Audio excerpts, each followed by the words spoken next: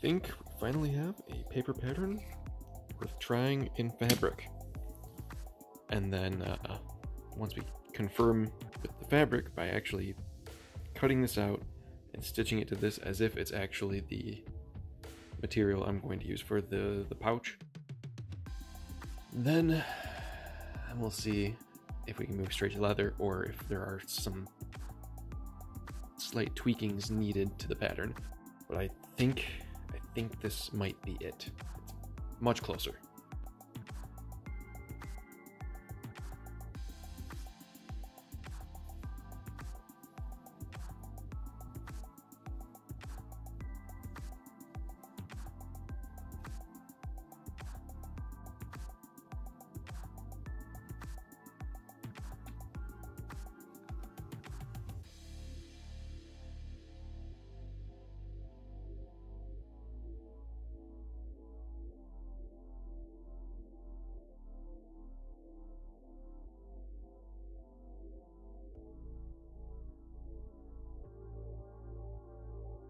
Okay, this is the brain tanned buckskin, which I have tanned myself. Many of you have been here for it. I would consider this a very rich ingredient. But I'm thinking I might pull from here. I really like this grain pattern, and it seems thick enough that it would wear well where the drawstring is going to have to be. That needs to be nice and thick. While thinner areas, like over here, this side of the belly is thinner for some reason. This would do really well, like up in here, where you want a lot of flexibility and stretch in the pouch, especially since it's going to be under a flap. You kind of want everything to be somewhat compact.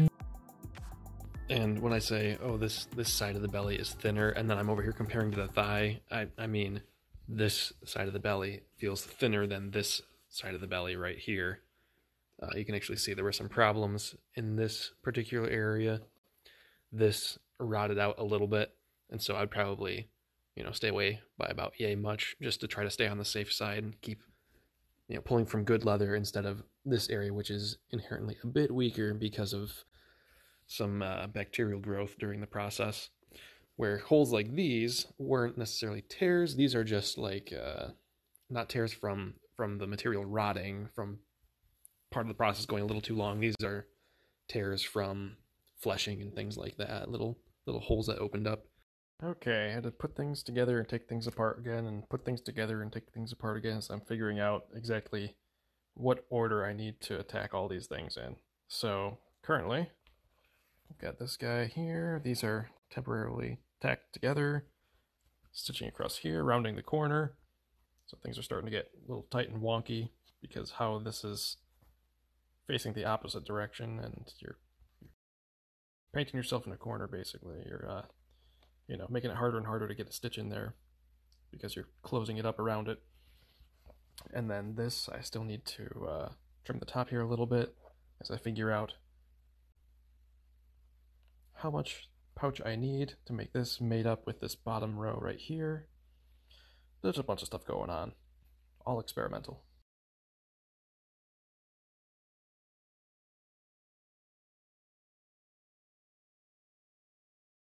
It is good to be making progress again. So we have our green thread here. I have to come through and trim up some of these edges because that's a little high. This is a little high. So I'll come through, trim that up a little bit, trim up right in here so that way this isn't folded over. Sew this down. Probably want to use some colored thread there. Let me come through and take some colored thread here, roll the edges to finish that up, punch my holes in the pouches so that way I can set things to fold nicely, something like that. And those will draw down with drawstrings to a hole here and a hole here. And it looks like the way people typically do this is you punch a hole underneath and it'll draw to there, and then it loops through the back side and out the front that way. This ends along this same line right here, and that leaves the drawstrings hanging out in front. And then from there, I will have to make, well, I guess I don't really have to make, but I want to make, and I will make, some little beads to hang on the ends of the drawstrings, because that would be super cool. Probably going to go with antler for that. Took me a second to get the roll consistency right. It was a little too fine over here, but it is good now. Just going to finish that up and on to the next one. All right, sticking with me here because this is going to get kind of wonky, but for doing this roll, super simple stuff. You just fold the leather over whatever amount you want it to be. It's going to affect the bulk of your little rolled section, of course. Bring this on over so you can kind of measure, you know, make sure these are all going to be traveling roughly the same angle. Oh, there we go. So now that that's good, I'll just come over here just to the side of it. I don't want to go to the inside because I want to err on the wider side. And I'm going to poke on an angle under this lip that I've created. And up. So I'm not going straight in, I'm under and up a little bit. That way, I take this. There we go. And the nice thing about this is you don't have to be super accurate about it, actually. So I'm just going to pull that nice and tight and get ready for the next one. But when you pull everything tight, really, you don't have to worry about these all being along the same line. So like if I'm looking at an unfinished one, I'm not shooting for a consistent line through here. I'm not even worried about that because when this rolls over and pulls tight, it's all going to pull into a line anyway. Just it's going to average out across all your stitches. Super nice. Not exacting. Well, now what? Cutting this far. That's one done. How do I tie this off and finish it? It looks good. I like it.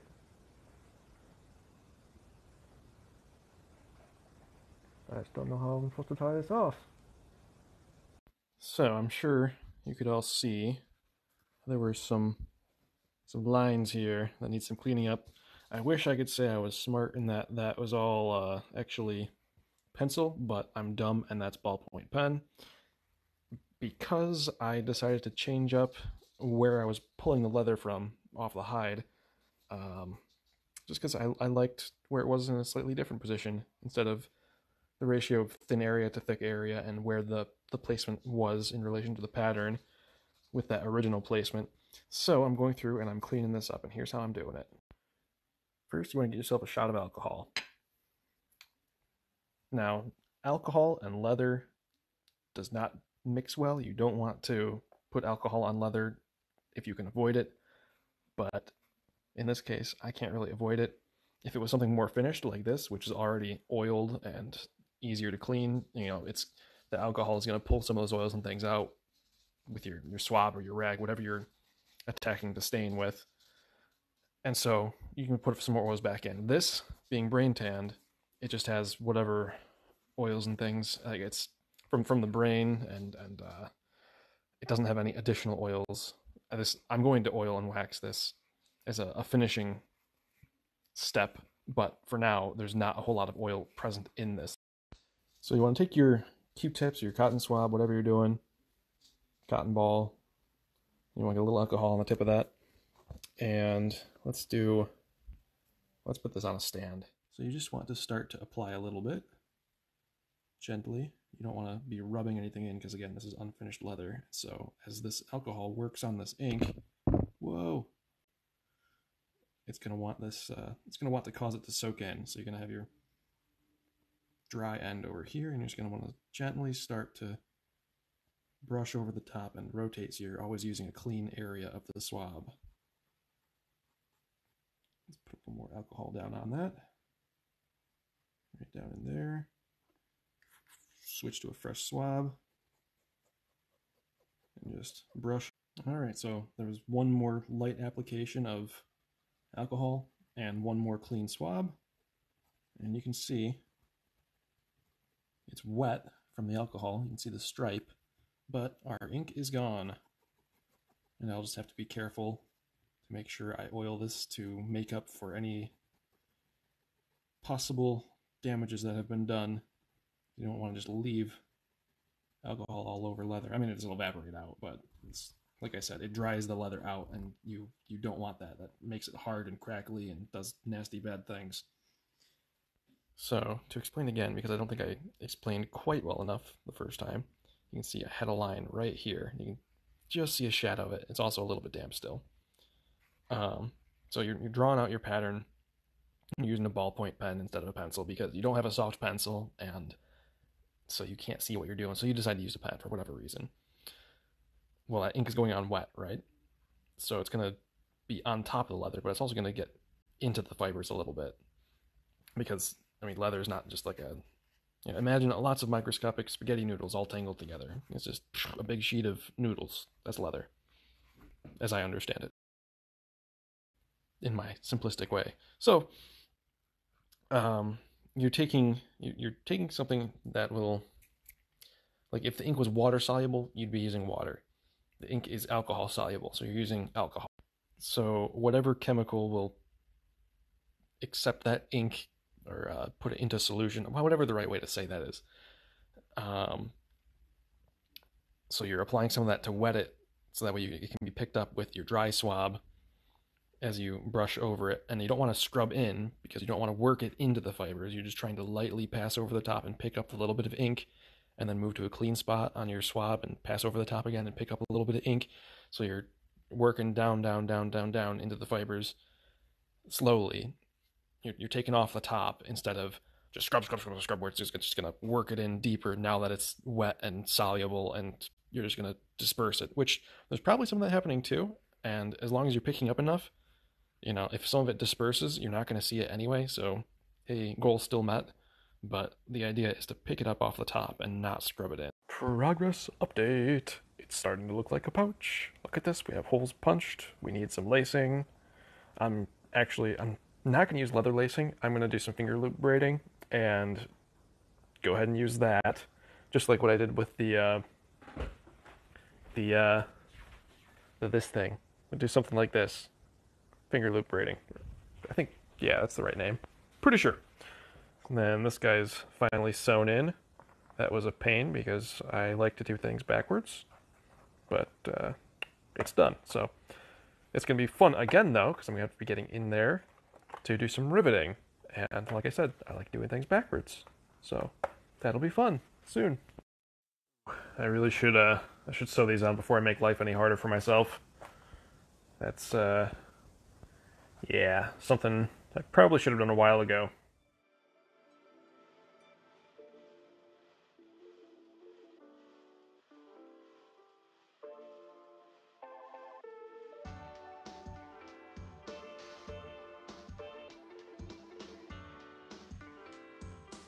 So, I spent a good deal of yesterday reviewing cord making, and I didn't want to just go with kind of like a standard pattern like I did on that guy. So, I found this. It's kind of hard to tell because the yellow and the green are so similar, but you end up with like a half and half sort of a thing, and then you've got your chevrons, which what I had wanted originally was the chevron to be interrupted, so like orange and then green and then orange. But when I made this, I was pretty unsatisfied with it. But reviewing it now in the morning, I kind of like it. I think I'm going to keep it. I'm going to do the other side today. Okay, so we have here our bundles of our rust-colored thread. And this is wool, so I have this. It's actually meant for weaving, but it's a little thin for these purposes. So I have it doubled over, so there's a knot, and actually it'll be used like this. So two threads per working strand, I guess you'd call it. And then here is the slightly different situation. Oh, let me get this untangled. Cool, here we go. So the story here is I have taken half lengths, one yellow, one green, tied that end together, and tied the other end together as well. So rather than just taking one thread, doubling it over and tying the end, so now you have one big loop with a knot on the end, it's two half lengths and knots on both ends. So that is how you get a bicolor strand to use, or bicolor bow. There are different terms used for what these strands are called. So normally you just take a big old length like this, and then you have your ends like so. You'd probably do this individually, but this would work too, actually. You would tie those together, and now you just have your giant loop, and split that up between your fingers, whether you're making a 5 or a 7 strand. I mean, you could probably do like a 3 strand too, but typically it's 5 strand or 7 strand, and that'll make a square cord like this. And that's about all that I'm interested in. You can make flat cords, you can make D-shaped cords where it's round on top and flat on the bottom. There are different varieties, triangular ones, but those all get into some complex things that I'm not particularly interested in now, so I'm not going to take the time to learn that, because even with just square, you can do some interesting things. And the approach for making square cord like this is pretty simple and hard to forget, so that's another good thing about it. So I'm going to tie these up and then get started. And doing that is just as simple as taking the end and tying it around a cord or a piece of leather or a little ring, something that you can remove later easily. And then just find an appropriate knob somewhere and drop it over, or tie it to, or you know, something like that, and this will work just fine. Okay, here's our setup. Everything's on the fingers. Usually I leave my right hand pinky free, but this time I'm doing the left hand for some reason. Don't ask me why. It's the way it worked out, and it's not too important because everything trades hands anyway. So typically you're only using one color at a time, so it just looks something like this. These are tied right here because I adjusted the tension, so that way when I pull back, everything is around the same tension. But because these are bicolor strands, they're not all yellow or all green, it opens up an interesting possibility. So I said I spent most of yesterday just kind of looking back into this stuff, looking at the different possibilities. And that was because I wasn't sure what else I could do. I didn't want to do just like a plain pattern, but I wasn't quite sure what else was possible. So I was kind of scouting around, trying to figure out what could be done, and this is what I found. Because these are bicolor strands, it opens up an interesting possibility. So on this hand, I have green on top and yellow on the bottom. On this hand, I have yellow on top with green on the bottom. And that opens up the possibility of having one side of the cord yellow and one side of the cord green. So let's just say I didn't have these rust-colored strands for a moment. Let's just say that these were also yellow and green, and had yellow on top and green on the bottom, just like these ones on these 2 fingers. I would end up with a strand entirely 1/2 yellow and 1/2 green. Let's try this. First pick, through, hit the top, and then pull that through. Spread, and then walk those on up, pinky free, feed through, grab the top. Oh, these are horrible angles, but you do what you can do. Walk those on up, and spread. Pinkies free, through, grab the top, walk on up.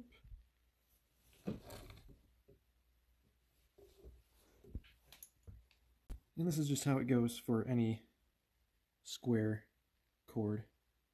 So through, grab the top, and then walk on up.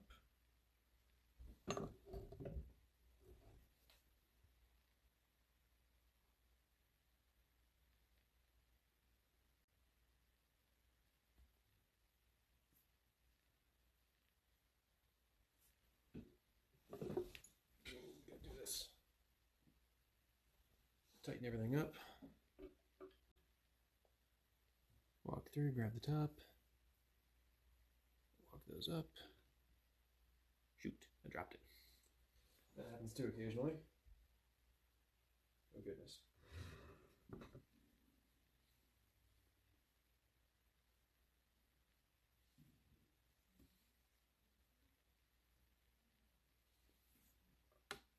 This view will probably be much better for anyone who's potentially interested in making their own drawstrings for something.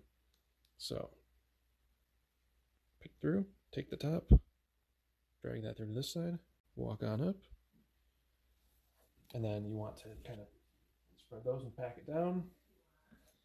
And then back through this side, take the top, and that puts a little twist in it. If you don't take from the top, if you just take the bottom, you'll actually end up weaving two separate strands. This, when you take it from the top and you introduce that little twist, that is actually what kind of holds everything together, it seems like.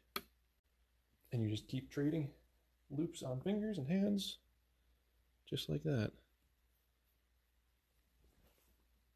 Really, it just gets funky when you're trying to figure out specific color patterns. Starting out, I definitely recommend a plain one color or maybe two color 5 or 7 loop. This would be a 7 loop. So 4, 5, 6, 7 right there. 5 loop, exactly the same thing with your fingers, just less loops. So it's always an uneven amount split between your two hands. Doesn't really matter too much which has the free pinky or ring finger for doing this. It's just whatever you feel like. Ooh. But there's just more to think about when you try to introduce more colors. I think it's trickier. So I would just suggest Google finger loop braiding. And there are a handful of great websites out there and some really good YouTube videos. But I'm pretty content with the simple square braiding, or another term is V-felling.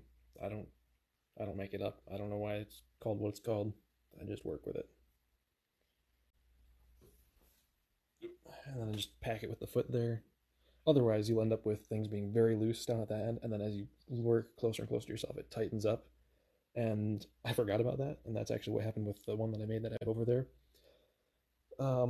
So I'm addressing that problem because I remembered, oops, I don't just spread the strings apart. You've got to actually like tamp it down a little bit. Take the top, so that way that flips. Boom. Probably don't have to do it every time, but it doesn't hurt. You also don't want to pull back too hard on things, keep too much tension, just a moderate tension.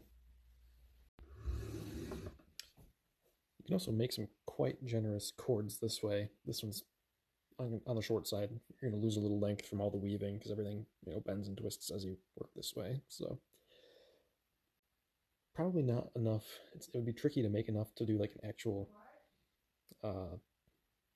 cord for like a waistband, but you could probably get there with some effort.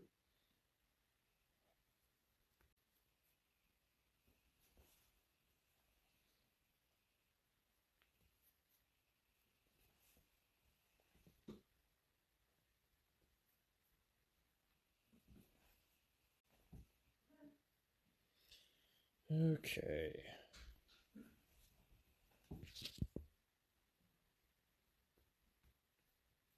That knot's hanging up. Ultimately, though, with this method, you are limited by the length of your arms, because when you spread these apart to help pack the all the weaving together, I'm additionally coming in here with my foot and tapping down to make sure everything's nice and compacted and tightly woven.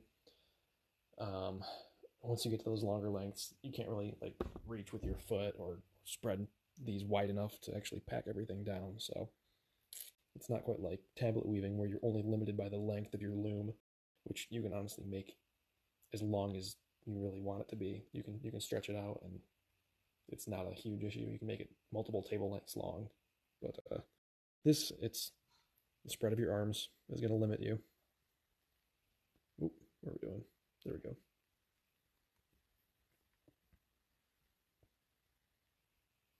You can even see here already, our pattern is beginning to form. So this is the top, but the side is what we're really interested in, because that has our half and half and chevron pattern right there.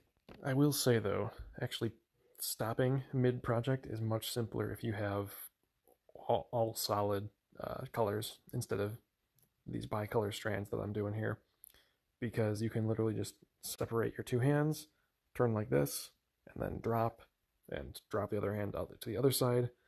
And if there's a little twist here or there, it doesn't really affect things too badly, so you don't really need to worry about it. It's just as long as the order is maintained, and then you pick them up the same way that you set them down, as far as that color order goes.